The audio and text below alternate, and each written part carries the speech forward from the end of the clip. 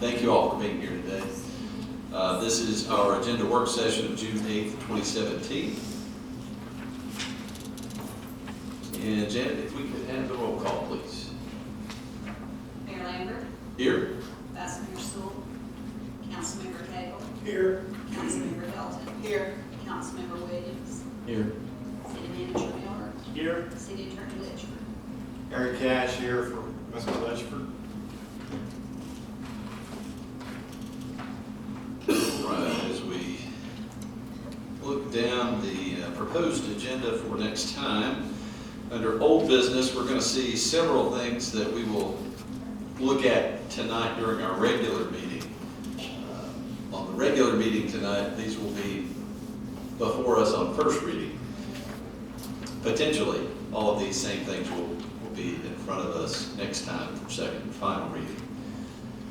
That would be ordinance 1038, which is the continuation budget ordinance as we await the property tax numbers from the assessment, of the appraisal, right. When we get those numbers in, we'll be able to set our tax rate and do all the things that we need to do. But in the meantime, until that happens, we need to pass a continuation budget just so essentially we can continue paying bills. That's, again, potentially second and final reading next time. Item B would be ordinance 1039. This is a budget amendment. Diane, do you have some information? Again, I'm sure we will hear more about it in the regular meeting. It's in the memo with the, it's self-explanatory. I'll answer any questions. Okay.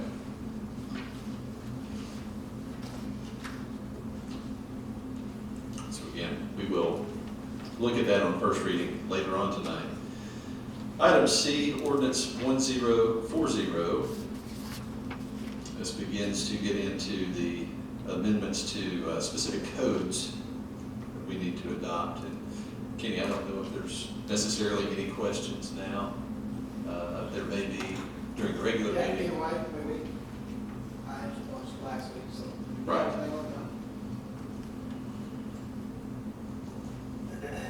So there are going to be a series of, code amendments pertaining to fire code, building code, international fuel gas code, electrical code, plumbing code, and international mechanical code. Those will be ordinances 1040 through 1045.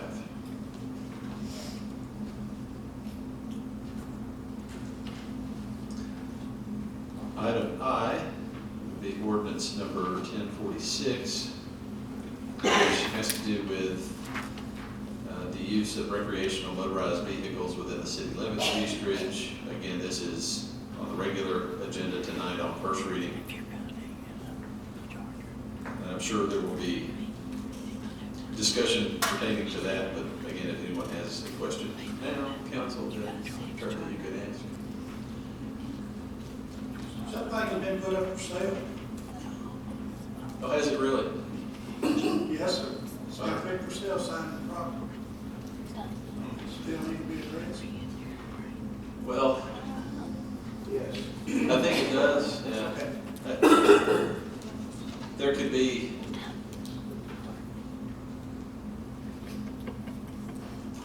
it'd be as vague as I can be. There could potentially be some changes in the future in terms of what we see here in East Ridge that could be impacted by this. So it probably would be a good idea to have some baseline moving forward. So that's interesting. I had no idea. So thank you for mentioning that. Under items of new business, item A would be an unnumbered resolution which pertains to renewing the city manager's contract until June 30th of 2018. At the request of the city manager, we're waiting until the full council can be here on the 22nd to address that. Item B, again, another unnumbered resolution at this point, for approval of bids for concessions. Item C, a resolution regarding the approval of bids for sports photography. And item D, resolution for the approval of bids for the street department. If there are any questions in regard to those, we will entertain those. See none. I noticed both of these are up to 2 years. Could we possibly put that up to maybe 5 years?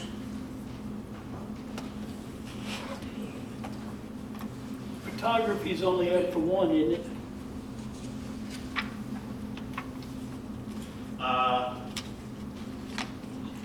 Yes, you only have 1 year for the Yeah, photography. there's no and sense, there's no 2 sense years changing for the photography. concession. Additionally, I am against 5-year contracts only because of competition. I don't have a problem going with a 2-year contract and adding an additional 1 year due to performance. That's just my personal opinion. I know with that in high school up here, whoever gets it's going to have to buy some more equipment. And I just don't think 2 years would be enough time for them to comp their money back from the purchases of the new equipment. Well, I would hope that if you're gonna buy that new equipment, in all due honesty, I would hope that they would have more than the city of East Ridge's account. Because if they're putting everything on us as their only customer, then I would have a concern in regard to their ability to perform. I just wanted to say that they do, Funtown Foods also handles East Hamilton's concessions. Of course, they'll be handling our stuff over here now at Pioneers Park, which is up at the high school. Are you talking concessions now or photography? We're talking concessions. That's what he's talking, we're talking concessions. I'm sorry. Yeah, and with that being said, and the situation of our concession stand, whoever gets the bid right now until we get it fixed is handicapped. I understand that. Well, I, just kind of to reiterate, I talked to you about going for at least a 3-year contract. Yes, we did. And you basically said we've never done that before, so we've all done a 2-year contract, so it's proposed at 2. However, if the council wants to, I certainly don't have a problem with making this a 3-year contract. Agreed. Concessions. Well, I'll go with her, you guys. I think that the long, yeah, especially on concessions, yes, because there are some capital outlay. I thought we were talking photography. No. No, on concessions, I agree with that. I think we ought to go 3 years with it, but I didn't want to be the one to recommend it. or you could go with, just throw it out, you could go with a 3-year contract with an option to go an additional 2 years. 1 year or 1 year. I've seen those, I just don't like giving a 5-year fixed contract, only because too many things change within a 5-year period. But I leave that up to the council, whatever you want to do. Well, on a day like today, when we have softball from early in the morning till tonight at midnight, and the same thing tomorrow, and the same thing Saturday, and over 200 teams in our town, and I just talked to Deb, and it's covered at Bass Pro softball girls from all over the nation, Maryland, Delaware, all kinds of places. On days like today, if our concessions was better, and I'm not talking about Funtown Foods, but we would really be doing a good job right now. And before we get those restaurants down there that are gonna be coming, then we do need something like that. But I think 3 years would be fair, and I think the 2-year edition, It's just something to add to it. I just didn't want, like I said, I didn't want to suggest if the council wanted to do it. And also, I didn't want to hold it up because I knew we had to make sure that it was done by July 1. So I didn't want to do anything to straighten, to straighten it out. Here's the time, I mean, when do the bids due? Next week? Yes, sir. 13th? Yes, sir. 13th. Okay. We could easily tell them it's gonna be a 3-year contract. You could get hold of, but we only have a couple anyway. I would think so, just, I don't think it's come up any of the So we let them all know that it's gonna be a 3-year contract. Let them bid accordingly.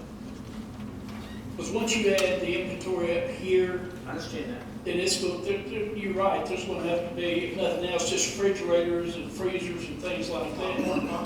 Yes, yes. Right. Yes. I'm fine with that. Thank you. Does your council wanna go 3 years on that? I need to make the motion. Well, We're gonna get consensus of the council, because Right. then we can, Oh, okay. because I wanna get them notified tomorrow. Yeah. But this is because next, what is Tuesday, the 13th? Yes, sir. Yeah, it's coming on quick, tomorrow's Friday. I don't have a problem with 3 years. I don't really. Okay, John? With a 2-year extension.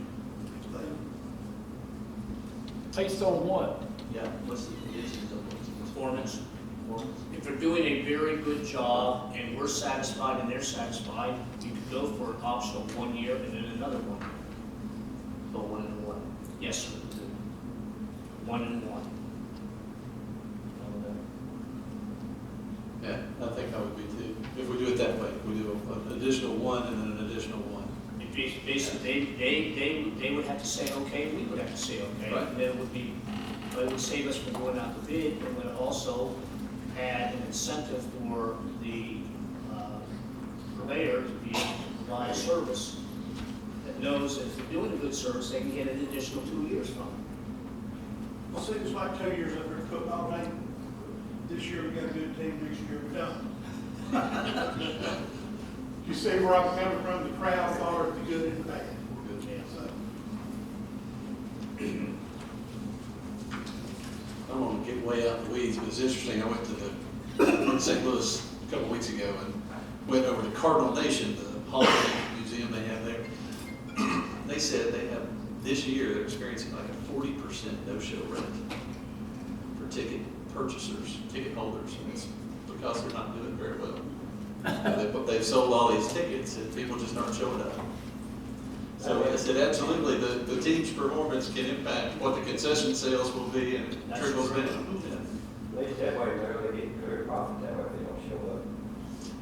Well, technically, it's good for the team to have that done, but it hurts all the, the concession guys and the souvenir vendors and all the rest. Yeah, yeah, sure does. And it's not because the Pirates have been beaten.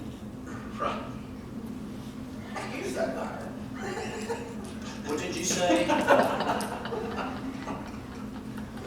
Little pirate dig there. I caught that. Oh, goodness. All right. The last item that we have on the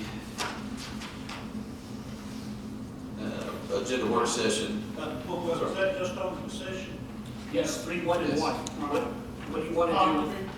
Photography. What's your? We need to keep it 1 year. Okay.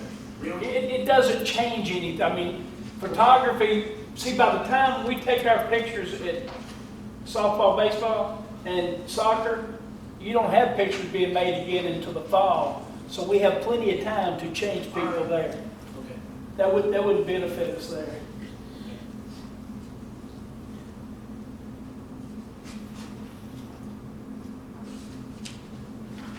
All right. Well, the last item that we have is discussion of employee health insurance. Really don't have any update on this right now. As we look at our current carrier is Blue Cross Blue Shield. They're proposing a 38% increase, which is just under $600,000. That's just plain old ludicrous. They are unwilling to talk to us or negotiate with us because they want to know what some of the other companies, who they are, what their quotes are going to be. So we kind of had a feeling over the past several years that Blue Cross Blue Shield is slowly going to edge out. The main reason this past year is we've had several large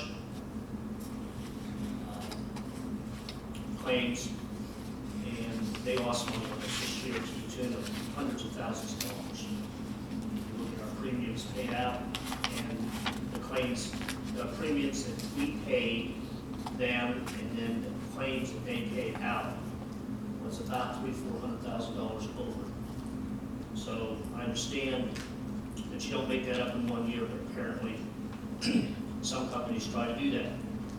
So we are out looking at other companies, United Healthcare and Cigna are two companies that I have dealt with before. There are some other companies that I don't really want to get involved with because of their processing of claims. Some of the cities I've worked for and heard horror stories with some others. So we're working with both of those, along with our insurance broker, John Davis. We had 15% increase in the premiums in the budget, and I feel fairly certain that we'll be able to get one of these two companies to give us a quote for similar coverage at that 15% rate. So that's about the only update I can give you right now. We had a call this afternoon from John Davis, and he threw some numbers out. And believe it or not, one of the companies that we talked with, even with a copay, an increase in deductible was more premium. I don't quite understand that. I said, no, I don't want to do that now. I'm not going to, don't send me any information on that. So we'll meet with him next week. Staff will, and see what we can hammer out with possibly United Healthcare, around a 15 or slightly lower percent. That's what I'm hoping to bring this out. It'll be on the 22nd agenda. Now, let's try to get the best we can for our employees. Right.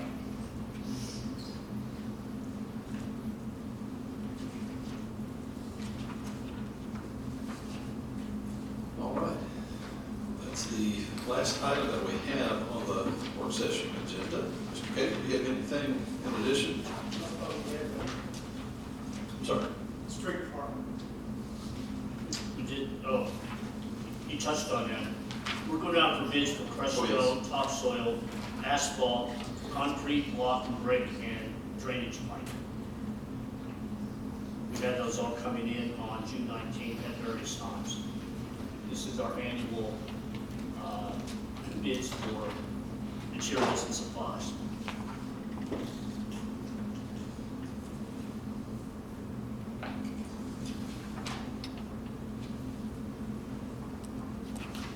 All right.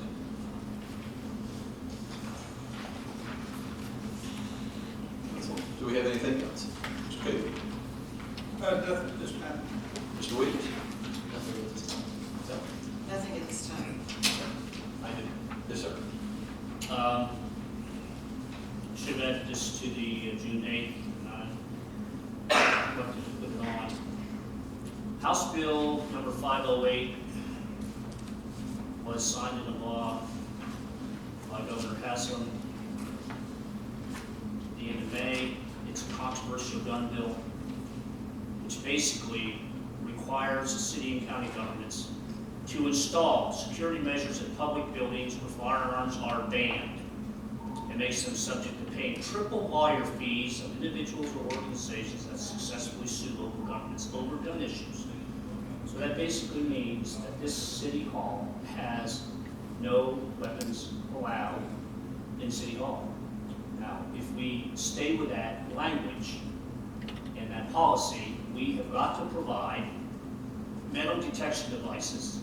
At least one law enforcement officer or private security officer who has been adequately trained to conduct inspections of persons entering the property by use of metal detection devices. That every person who enters the building through the public entrance where the building is open to the public in a bag, package, or other container carried is inspected by a law enforcement or private security officer. These are the requirements I'm reading from the bill. This is all public buildings. Here, police, fire, library. We have any language outside the doors before you enter those public buildings that say no weapons allowed we have to impose this by July 1st. We have to implement this. What I call this is the Kansas law, because we did this in Kansas when I was there about 4 years ago. And we sat there and figured out the costs of a full law enforcement officer checking everybody coming in and all this. We're talking about tens of thousands of dollars a year. Right. So the key to it is, this is a gun rights issue that's going state to state to state to state, and we're getting this through. So bottom line of it is, I'm going to bring the policy to the council at the 22nd meeting, that all buildings, that language be removed from all buildings, and that a person wants to have a carry a gun in the city hall, they're allowed to do so. And that's the law. So essentially, this bill, now law, is really attempting to make it cost prohibitive for cities to retain this policy. Absolutely. And what is interesting is, By design, they want it to be so expensive that we say, okay, guns are allowed. and they're also saying too, which what got me is this language was not in the Kansas bill, that if you are sued and lose the case, you're subject to paying triple lawyer fees for the individual that brings it. So it's, they mean business on this. Anyway, that's, now we will still have this room with the sign out there, because we have a metal detector, we have a police officer full-time that checks all that out, and court day.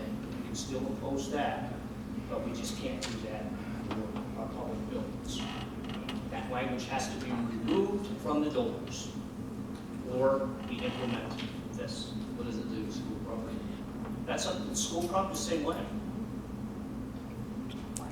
It says city and county governments. It does not say school districts. It says, this is what I'm reading. City and county. Again, city, county, city, town, municipality, or metropolitan government. So there's no school district mentioned.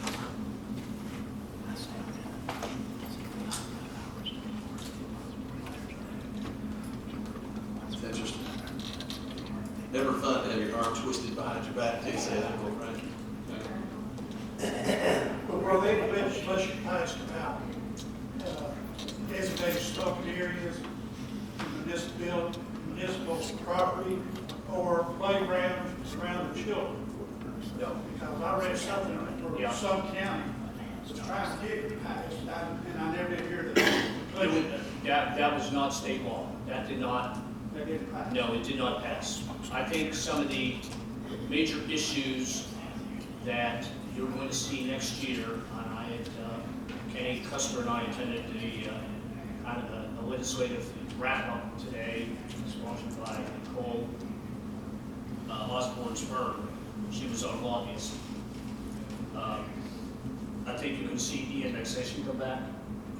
I think you can see some more do with social services, school districts, and I think that's probably the big ones that I've done. There are always others that are going to be sponsored that didn't make it this year that are a concern. One of them was extending the period that an individual had to wait to go through the planning commission process, extended from 30 days to 90 days.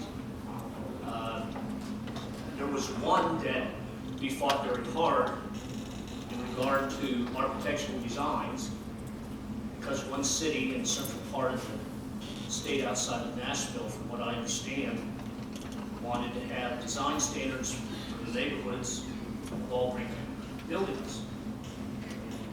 I guess some of the legislators from that area basically said that's kind of discriminatory. So we're going to pass a bill basically saying that taking that power away from cities. And of course, one of them that signed on that was one of our legislators from Hamilton County.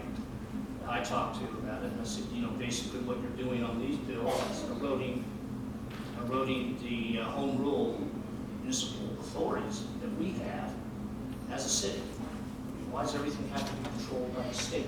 That's something of a local control. And I can cite examples of examples. But those are the bills that we kind of look at.